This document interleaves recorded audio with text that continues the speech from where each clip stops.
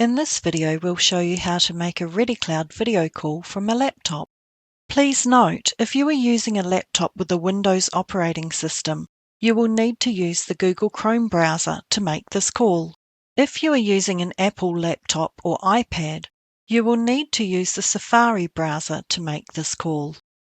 Before we start, please open the email we sent you with the guest browser link and guest PIN in it. Please take a note of the 4-digit guest PIN.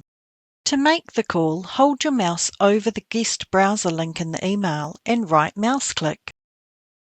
Select Copy Hyperlink. Open the required internet browser. As mentioned earlier, that is Chrome for a Windows device or Safari for an Apple device. Hold your mouse over the browser address bar and right mouse click. Select the Paste and Go To command. The ReadyCloud video login screen will load with the 7-digit number from the end of the guest browser link displayed in the login box. Some prompts may display asking for access to your device's camera and microphone. If so, click Allow.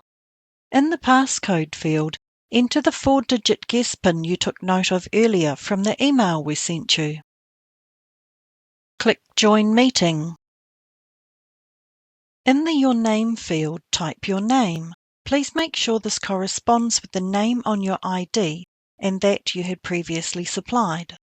Note, this will be displayed in the participant list for both parties to see. Click Join Meeting. Check that you can see yourself in the camera image here.